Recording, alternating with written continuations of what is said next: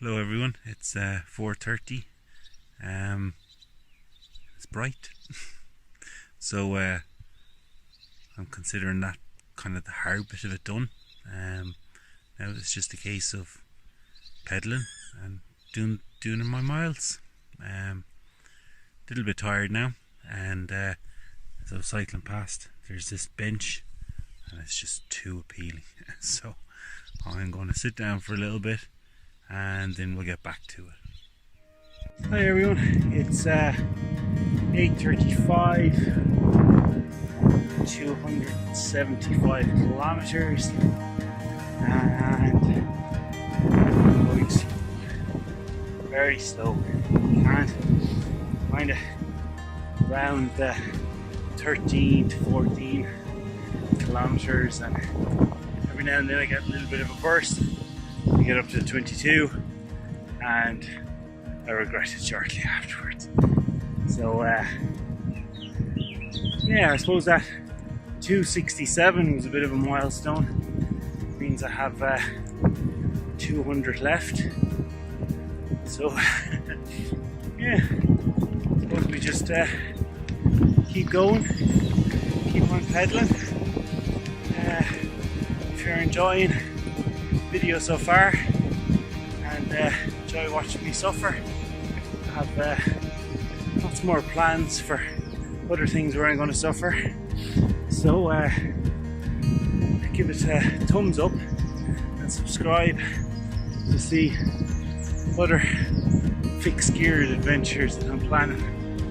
Just past that 300 kilometer mark. It's now 11:05. I haven't been able to get my speed up, but kilometers are still ticking down anyway, so that's a good thing. I suppose this whole thing has given me great respect for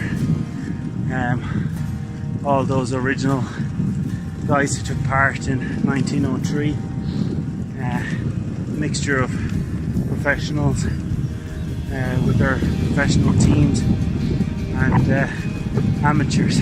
It's just gone past 16 minutes past 3, so 24 hours completed. I have 107 kilometers left to go. 2nd of July, and something interesting about 2nd of July is today is the day that the Gordon Bennett race in 1903 happened here in Ireland. It was basically the first Grand Prix. So strangely enough, two of the biggest sporting events, the Tour de France and the Grand Prix, happened within 2 days of each other. And I suppose to the annoyance of Henry in Le Auto, Gordon Bennett race was such a big event that he did have to put it on his newspaper on the week leading up to the Tour de France. Yeah, so I suppose there's a bit of a connection between the route that I'm using here in Ireland and the Tour de France. Last 90, and I've got my legs back, which is pretty cool. What I started doing was bursts of 5 kilometers over the 20 k's with a 1 minute rest after the 5 k's. Follow the fly. So rather than just slogging when I know I'm done, take that 1 minute break, and it appears to be working. So I'll put this away now and let's finish this off, will we? Okay guys, so the moment we've been waiting for. 4, 6, 7. Just changed right there. So I'm going to turn off the computer now, and I'm going to go home, and I'm going to go to bed. And I'll link in, which is tomorrow, and we'll go over all the highs and lows of our cycle. It would have been nice to be pulling into Leon now, but Fisherstown is more than adequate right now. So thanks guys, and I'll talk to you in the morning. Hello. So it's the 4th of July. I know I promised in the last few minutes of my cycle that I was going to link in, which is the following day, which was the 3rd.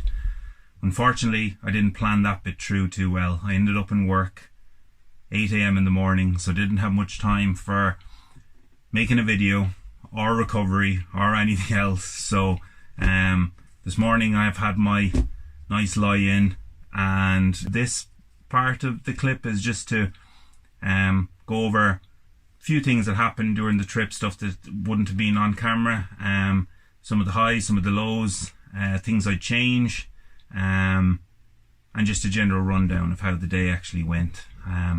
5 o'clock in the morning, 6 o'clock in the morning, I'm not sure how I would have coped, but at the time it was fine. I suppose looking back on my video clips, I didn't realise how tired I was at that 4 o'clock until I watched that part of the clips where I was sitting on the bench. I was obviously exhausted. I could barely get my words out, and I must admit there were a few mind games starting at that point. I was basically about 235 kilometers in at that point.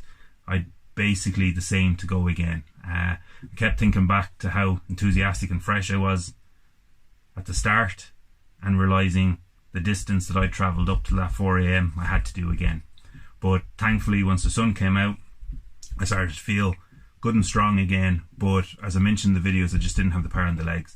Now it wasn't tiredness, I felt fresh, wasn't out of breath, there was no exhaustion happening, just couldn't get the legs to spin fast enough. I suppose the big regret that I would have had from the cycle was not giving myself a break. With 100 kilometers to go, I gave myself a 1 minute break every 5 kilometers, and for the next 60 kilometers I did that. So every 5 kilometers I stopped for 1 minute, checked it out in my watch, 1 minute, back on the bike and went. And during that 60 kilometers of doing that, I've actually felt as fresh as I did at the very start of the cycle, maybe even a bit more because I was closer to the end. And if I had just done that 5 hours earlier, I don't know how much better it would have been. Maybe I would have been going too quick and I mightn't have reached the end of it. So, you know, you can't. There's no point doing post-match analysis of what could have happened.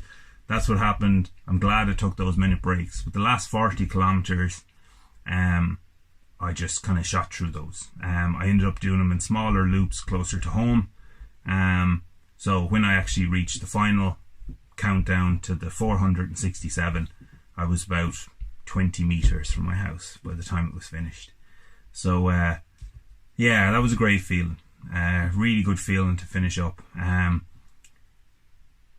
It doesn't come across in the last clip I did.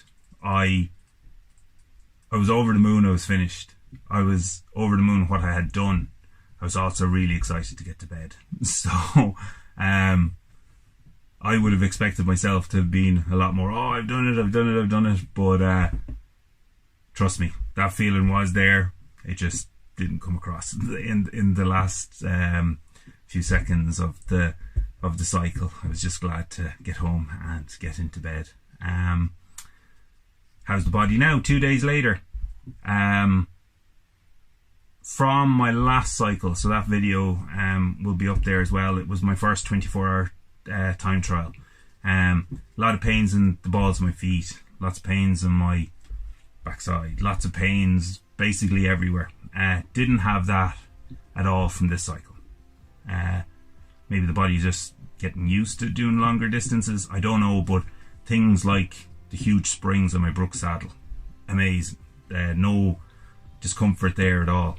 The only thing I'll say is I have very little sensitivity on my thumb and index finger on my left hand. I'm presuming that'll sort itself out. But what it's actually from is my, if you could imagine, if you look back or even imagine what those mustache handlebars look like, your thumb is resting over one side and then your fingers are resting over the other. It's like being on the drops of a racing bike continuously for 24 hours. So I'm not sure if it's circulation around the thumb or just pressure, but that is actually the only thing that's sore today. So yeah, all in all, thoroughly enjoyed it. I know I said I'd check to see where it would have come in the in that stage, you know, timing wise, and I would have come in 30. I actually have wrote this one down, so I'm going to be looking down for this. I would have come in 37th. Okay, so I would have come in after Pierre Devage, right? And basically a bit of information about Pierre Devage. He was 36. He in the end of the Tour de France of 1903, he would have come in as the second last rider overall. He also took part in the next 7 Tour de France, but unfortunately didn't finish any of them. Now, to give you an idea of what Maurice Gran achieved throughout the stages, but he would have completed that stage in 17 hours, 45 minutes and 13 seconds. Pierre Devage would have come in 13 hours, 28 minutes and 57 seconds after Maurice Gran. So that would have been a total of 31 hours, 60 minutes and 14 seconds. I would have come in 6 minutes and 9 seconds after Pierre. Now, as I said in the video, guys, I'm not saying I'm in the same league as these guys. I'm a 43-year-old man on an old bike who went for a cycle. But so I have huge respect for these guys. It was solely just for entertainment to imagine where it would have come in. Now, I would have done the majority of that distance on decent enough modern roads. I would have done that with the help of gels. I would have done that with the help of energy drinks, food whenever I wanted it, whereas these guys would have had to have done that whole thing. Especially Pierre Devage, he would have been an amateur cyclist.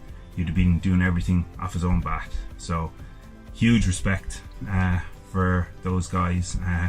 Huge respect for all those early pioneers in cycling, and that's kind of it basically. So on to the next. What is the next thing I'm planning on doing, or what's the next thing I'm going to do? Like, subscribe, I'll be in touch, and let's figure this out. And thanks for going on this journey with me, and I shall talk to you all again soon.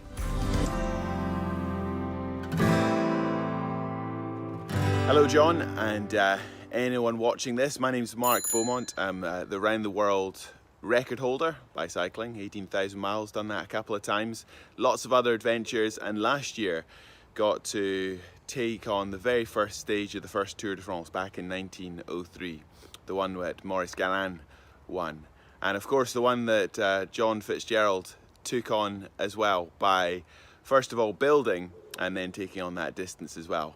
It's a shame because, of course, of travel restrictions, not being able to go and do the original route, but I'd be not surprised at all if John got over there in the near future and took on some of those original stages.